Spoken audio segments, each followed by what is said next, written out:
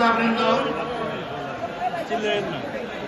টাঙ্গাইলের আপামর জনতা মা এবং বোনেরা, টাঙ্গাইলবাসী ভাইয়েরা, সাংবাদিক বন্ধুগণ,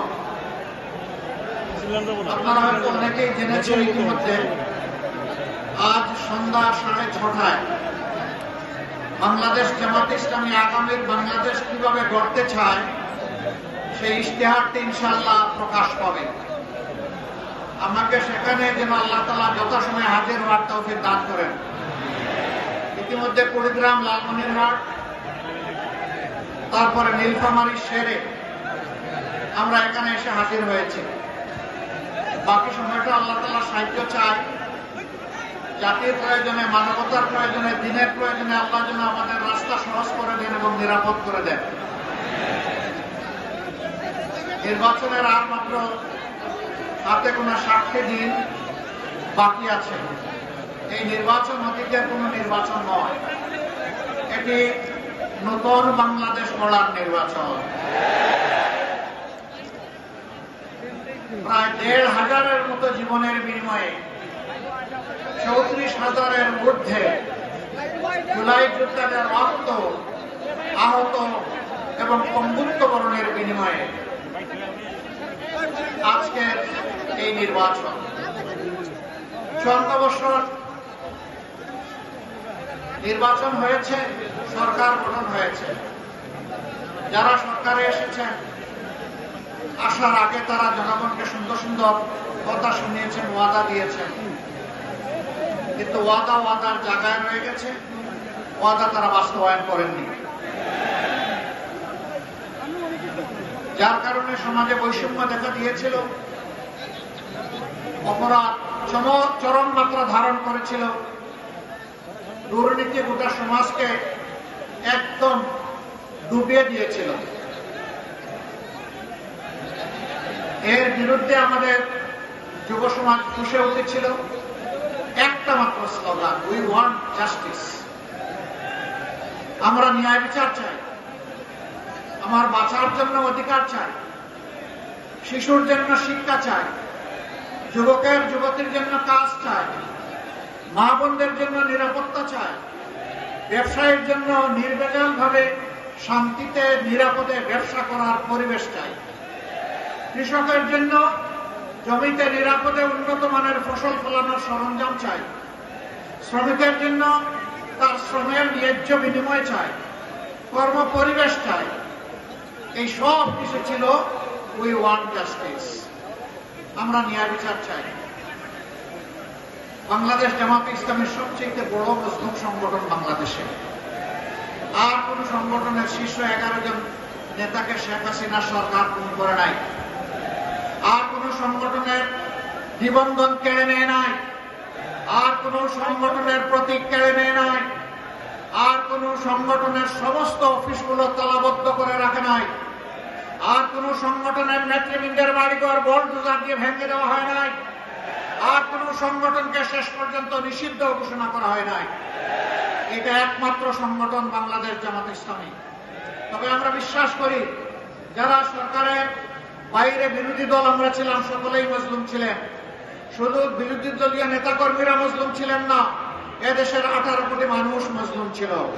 আলেম ওলামা মজলুম ছিলেন, ছাত্র জনতা মজলুম ছিল, সাংবাদিক বন্ধুরা মজলুম ছিল, সুশীল সমাজের সদস্যরা মজলুম ছিল, ব্যবসায়ীরা মজলুম ছিল, কৃষক শ্রমিক সকলেই মজলুম ছিল। আগস্টের 5 তারিখ যখন আল্লাহ তাআলা সাময়িক মুক্তির ব্যবস্থা করে দিলেন, সেই মজলুম সংগঠন জামাত ইসলামী উচ্ছ্বাস প্রকাশ করার জন্য মিছিল বের করে নাই, নির্বাচন দাবি করে নাই, কারো কাছ থেকে প্রতিশোধ নেওয়ার ঘোষণা দেয় নাই, হাজার হাজার মামলা বাণিজ্য করে মানুষকে হয়রানি করার সিদ্ধান্ত নেয় নাই, বরঞ্চ আল্লাহ তাআলার শুকরিয়া আদায় করার জন্য সিজদায় পড়েছে যে আল্লাহ তাআলা জগদ্দল পাথর আর ফ্যাসিজমের হাত থেকে বাংলাদেশকে মুক্ত করে দিয়েছেন। আলহামদুলিল্লাহ। আমরা সে রাতেই ঘোষণা করেছিলাম, কারো উপর থেকে আমরা প্রতিশোধ নেব না। এই জাতির সাক্ষী 18 কোটি মানুষ সাক্ষী, একটা মানুষের উপর থেকে আমরা প্রতিশোধ নেই নাই। আমরা বলেছিলাম, আমাদের কর্মীরা, সহকর্মীরা আর্থিকভাবে দারুণ ক্ষতিগ্রস্ত হয়েছেন, কিন্তু তাই বলে হারাম পথ আমাদের কর্মীদের উপার্জনের রাস্তা নয়। আমরা চাঁদাবাজি করব না। বাংলাদেশের 18 কোটি মানুষ চাঁদাবাজি আমরা করি নাই। আমরা বলেছিলাম যারা আমাদেরকে মামলা নিয়ে দফায় দফায় জেলে নিয়েছে, কষ্ট দিয়েছে, রিমান্ডে নিয়ে আমাদের উপর নির্যাতন করেছে, আমাদের কাছ থেকে অবৈধভাবে টাকা আদায় করেছে, আমরা তাদের বিরুদ্ধে হাজার হাজার লক্ষ লক্ষ মামলা দেব না। আমরা বলেছিলাম প্রতিটি কিছু মামলা হবে যাতে বিচারহীনতার সংস্কৃতি তৈরি না হয়। আমরা বলেছিলাম আমাদের কর্মীদেরকে যারা মজলুম, সাবধান, মামলা দিতে কি একজন নিরপরাধ মানুষকে মামলার আসামি করা যাবে না। আমরা জাতির সাথে কথা রেখেছি। আপনারা শুনে অবাক হবেন, 8টি মামলা, আমাদের সর্বমোট মামলার সংখ্যাই 750। এর মাঝে 8টি মামলা আছে, আসামি মাত্র একজন। আমরা দ্বিতীয়জন খুঁজে পাই নাই, দ্বিতীয়জনের নাম আমরা লিখি নাই। শুধু তাই না, 5 তারিখের পর 6 তারিখ বাংলাদেশে আমাদের সামনে এখন যে ভাইয়েরা দেশের আইন শৃঙ্খলা পরিস্থিতিকে সামাল দিচ্ছেন, সঙ্গত কারণেই সেদিন তারা ছিলেন না। 5, 6, 7, 8 এই 4 দিন ছিলেন না। 6 তারিখ সকাল থেকে সমস্ত কর্মীদেরকে আমরা নামিয়ে দিয়েছিলাম, যাও এবার জনগণের হয়ে পাহারাদারের দায়িত্ব পালন করো। সবগুলো উপাসনালয়, সকল ধর্মের মসজিদ সহ ভালনারেবল হাউসেস, ঝুঁকিপূর্ণ বাড়িগুলো, ব্যবসা প্রতিষ্ঠানগুলো, মানুষগুলো, যেই সাহায্য চাইবে তাকেই পাহারা বসাও, তারই পাহারা দাও। পুরো দেশ উঠে বৃষ্টিতে ভিজে রাউন্ড দ্য ক্লক 24 ঘন্টা আমাদের কর্মীরা সেই দায়িত্ব পালন করেছে। এরপরে শহীদ পরিবারের পাশে দাঁড়ানোর চেষ্টা করেছে, আহত পঙ্গুদের পাশে দাঁড়িয়েছে, বন্যা এসেছে, ঝাঁপায় পড়েছে। আমরা সিজনাল পলিটিশিয়ান না, আমরা বসন্তের কুকিল না, যখন নির্বাচন আসবে তখন এসে নতুন রং ধারণ করে সুন্দর সুন্দর কথা নিয়ে আমরা হাজির হব না। আমরা তাই না। আপনারা সাক্ষী, 15.5 বছর আমাদের উপরে এত জুলুম হওয়ার পরেও আমরা একদিনের জন্য জনগণকে ছেড়ে কোথাও আমরা যাইনি। এই মাটি কামড় দিয়ে আমরা ছিলাম। আল্লাহ আমাদেরকে এখানে রেখেছিলেন। দফায় দফায় জেলে গিয়েছি, ঘর বাড়ি ছাড়া হয়েছে, অফিসে ঢুকতে পারি নাই, কিন্তু বাংলাদেশে ছিলাম। আলহামদুলিল্লাহ, এখনো আল্লাহ রেখেছেন। ইনশাআল্লাহ ভবিষ্যতে সুদিন দুর্দিন কি আসবে আল্লাহ ভালো জানেন। কথা দিচ্ছি, বাংলাদেশ ছেড়ে কোথাও যাব না ইনশাআল্লাহ। আছি, থাকবো, আপনাদের সুখেও থাকবো, ইনশাআল্লাহ দুঃখেও থাকবো। আমরা এখন একটি মানবিক বাংলাদেশ গড়ার স্বপ্ন দেখছি। এই স্বপ্ন কার? এটা আমার না, এটা জুলাই আন্দোলনের যোদ্ধাদের। তারা যে দেশটা দেখতে চেয়েছিল, আমরা সেই দেশটা গড়ার জন্য শপথ নিয়েছি। আপনারা আমাদের সাথে ইনশাআল্লাহ থাকবেন, থাকবেন ইনশাআল্লাহ। আলহামদুলিল্লাহ। তাইলে 12 তারিখের টার্নিং পয়েন্টে জাতির বাক বদলে দেওয়ার জায়গায় ঐতিহাসিক দায়িত্ব আমাদেরকে পালন করতে হবে ইনশাআল্লাহ। জুলাইয়ের যুবকেরা, তোমাদের কি শক্তি নিঃশেষ হয়ে গিয়েছে? এখনো সজাগ আছো? মুখে বল আছে? ইনশাআল্লাহ তাআলা লাজিম একটা সুষ্ঠু নির্বাচন এই জাতি আগামী 12 তারিখ আদায় করে ছাড়বে ইনশাআল্লাহ। আমি বিভিন্ন জায়গায় শুনতে পাচ্ছি, যারা আমাদের মতো মজলুম ছিলেন 15.5 বছর, তারা এখন ভিন্ন ভূমিকায় অবতীর্ণ হয়েছেন, মানুষকে কষ্ট দিচ্ছেন, চাঁদাবাজি করছেন, দুর্নীতি করছেন, মামলা বাণিজ্য, দখল বাণিজ্য করছেন। শুধু তাই না, এখন নির্বাচন সামনে রেখে সম্ভাব্য নির্বাচনী এজেন্টদেরকে ঘরে ঘিরে দিয়ে নাকি তারা হুমকি দিচ্ছেন।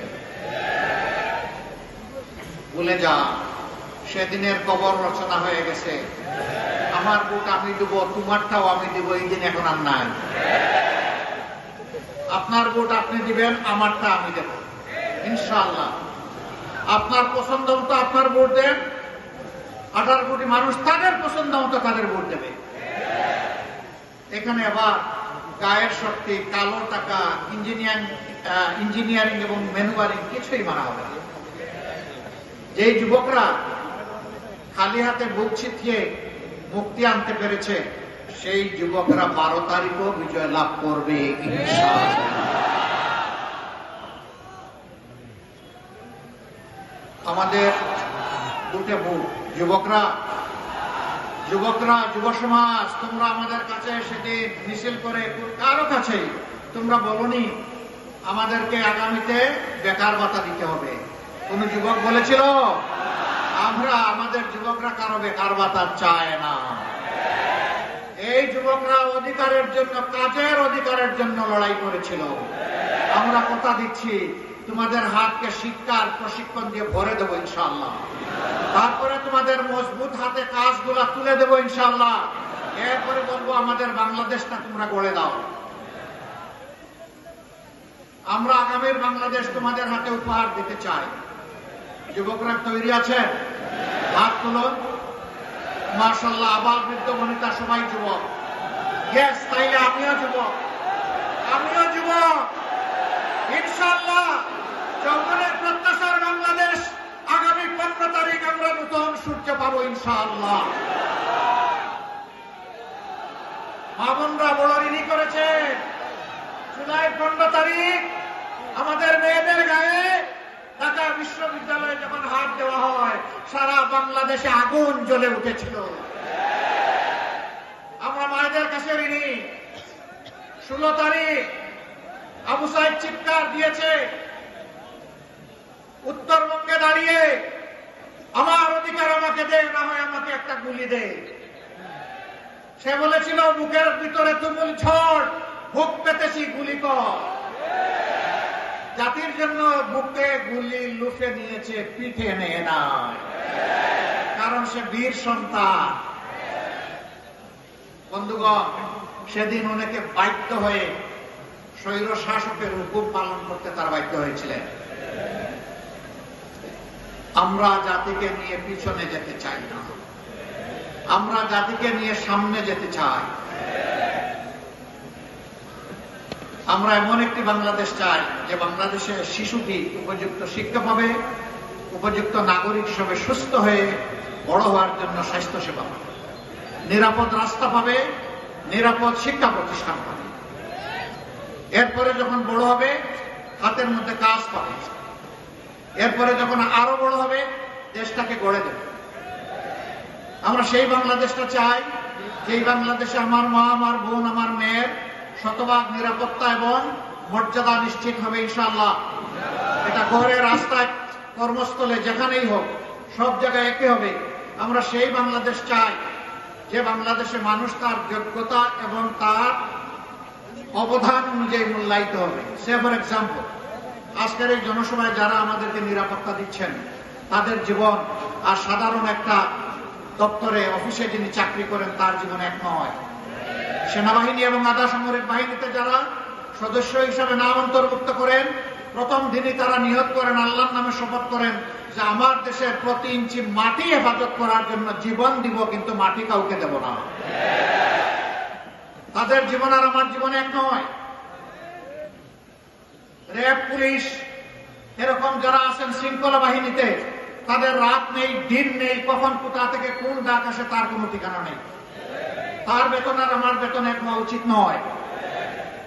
সবাইকে সমান দেওয়ার নাম ন্যায় বিচার নয়। যার যেটা ন্যায্য পাওনা থাকে সেটাই দিতে হবে, এর নাম ন্যায় বিচার। আমি আমার রাষ্ট্রের কর্মকর্তা কর্মচারীদেরকে সম্মানের সাথে বাঁচার, জীবন ধারণ করার ব্যবস্থা করে দেব না। আর সে অপরাধ করলে তাকে শাস্তির আওতায় আনবো, সরকারের কোনো অধিকার নাই।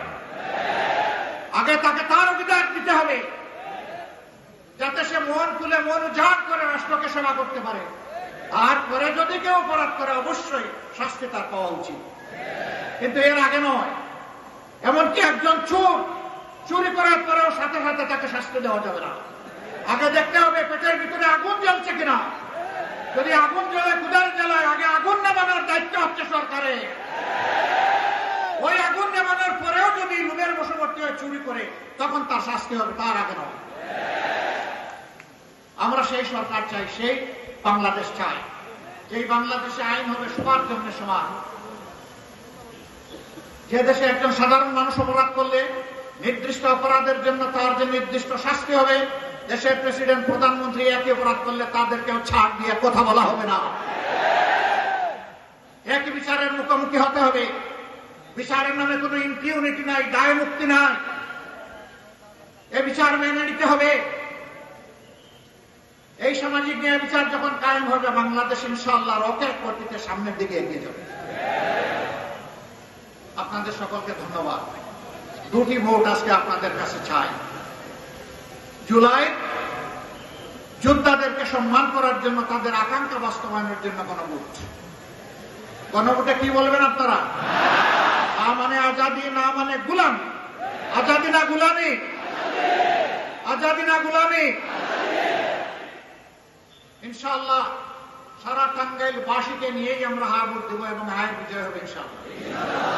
এর পরের ভোটটি ওই আকাঙ্ক্ষা বাস্তবায়নে যারা নিরলস কাজ করবে, দায়িত্বশীলতার সাথে, সততার সাথে, আল্লাহকে ভয় করে, প্রত্যেকটি নাগরিককে সম্মান এবং ভালোবেসে সেই সরকারটা আমরা গড়ে তুলে দিতে বদ্ধপরিকর। এই জন্য 11টা দল আমরা নিজ নিজ মার্কা নিয়ে সব জায়গায় নির্বাচনে অবতীর্ণ হয়েছি। তবে এক জায়গায় 2 মার্কা নয়, একটা। যে মার্কা থাকবে বাকি 10 দল তার পাশে দাঁড়িয়ে যাবে ইনশাআল্লাহ জনগণকে নিয়ে।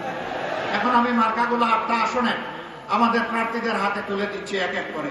টাঙ্গাইল 1 আসন, মধুপুর ধনবাড়ি, এই আসনে আমরা বাংলাদেশ জামাতে ইসলামী মনোনীত এবং 11 দল সমর্থিত প্রার্থী হিসাবে বিশিষ্ট চিকিৎসক জনাব ডাক্তার আব্দুল্লাহ কাফি, তার হাতে ইসলামের প্রতি দাঁড়িপাল্লা তুলে দিলাম।